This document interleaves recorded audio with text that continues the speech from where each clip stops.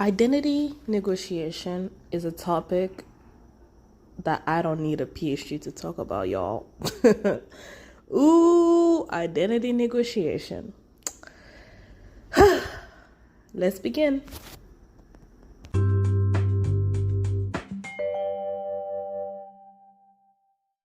An English prime minister once said, "A Caribbean can be British, but they can never be English."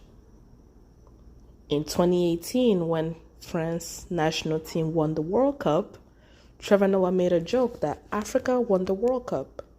And he was met with criticism like, no, you can't call them African, you have to call them French because they're French.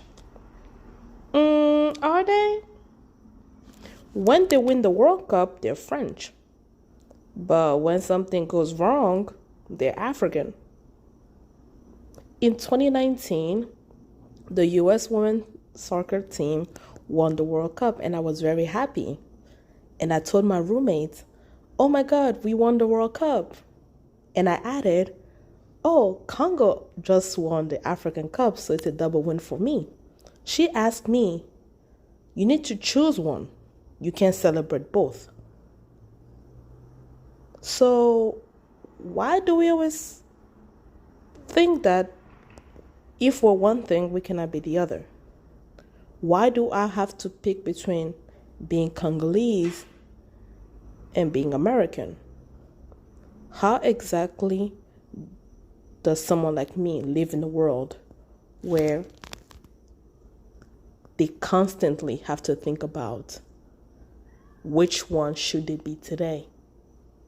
It is exhausting to negotiate my identity.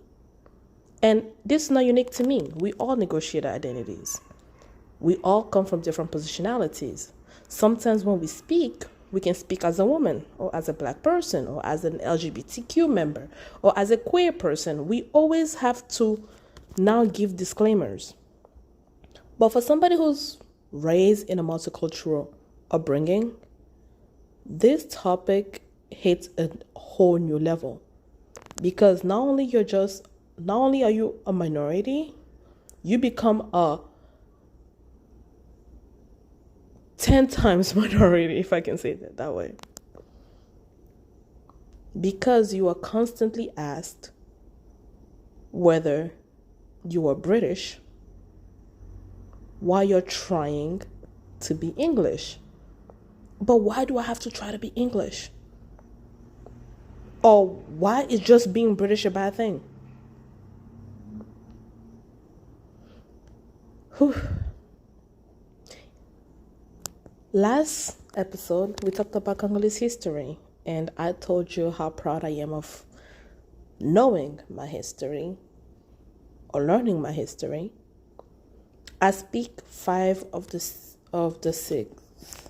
six Congolese languages. National languages, I mean. And that has helped me make up my Congolese identity. Our art has helped me connect my Congolese identity. But sometimes I feel like I cannot display my Congoleseness. In September 2018, I traveled to France.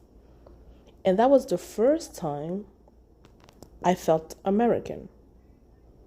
It was also the first time my Congolese identity was crushed. Because someone told me, "You don't speak Lingala well." And I was trying to explain something about what I've learned about the Congo. And she clearly told me, "How can you tell me about Congo? You're not even from there." And I'm like, wait, what? In America, I have to be Congolese because my accent betrays my Americanness. But now I'm in France, and I'm excited to be among Congolese people because they have a bigger Congolese community in France. And now they're telling me, "You don't belong to us." So where the heck do I belong? Navigating these two cultures is hard. If you're from a household where you're a first generation immigrant or you're just a first generation American or whatever, you understand this topic better than anyone.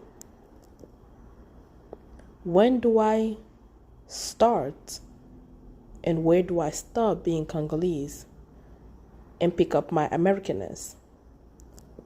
And am I losing myself when I do that? Am I betraying one part of myself when I do that?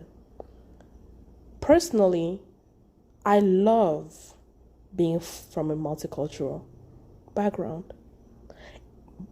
And I think the things that makes it hard for me is the reception from other people.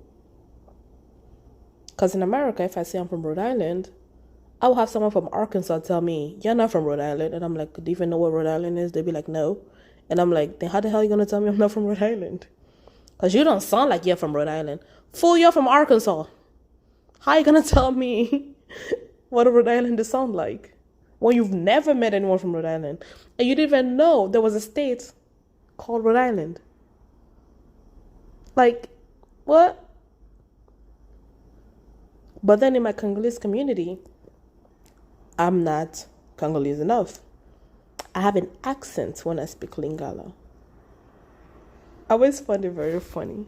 Because now, in my field, I feel like I am being called a traitor.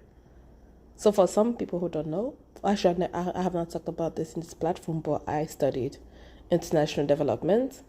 And I want to be a diplomat. I want to work with African issues. I want to address African issues and just, be part of the solution on things that concerns Africa. But even in my field, because I'm coming from an American, a Western knowledge, because I was educated here, I grew up here and everything, Africans are looking at me as if I'm a traitor. My ex told me, like, you're an American, how are you going to get into, like, Africans' issues? As if because I was raised in America, I have lost my African card. Like, what?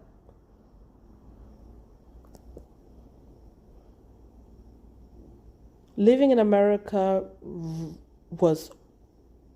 is tough. Actually, it was tougher when I was younger because I was told I was black. I did not understand what that meant. And because I, quote unquote, did not walk in blackness, some black people found issues with me. So I was always called a white girl. Actually, I was called a white girl 2 days ago. I met this guy and we're just having a conversation and he tells me, why do you talk white? I haven't heard that sentence since I was maybe 18 from a black man. And I'm like, excuse me? He's like, you talk white. Why can't you talk black? I thought I was going to meet a black girl, but you're talking white. And I'm like, what does that mean? And then he says, oh my God, when I found out you had 3 degrees, I just knew you were going to be a white girl. What? Come again? Say what now? And I even asked him, I was like, so getting a degree is synonymous to being white?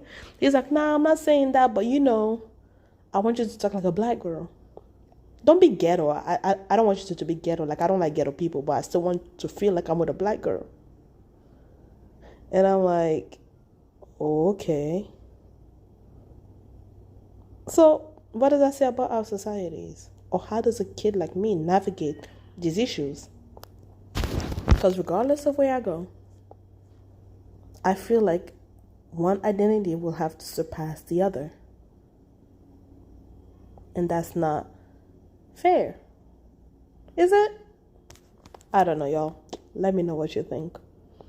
I was going to make this a fun episode, but a lot of stuff just happened and I felt like renting and I felt like recording my rent so that I can process what is actually happening. Let me know if you ever experienced this, being from a multicultural household or having or a multicultural experience. How do you navigate your identity negotiation? Let me know. Thank you. Bye.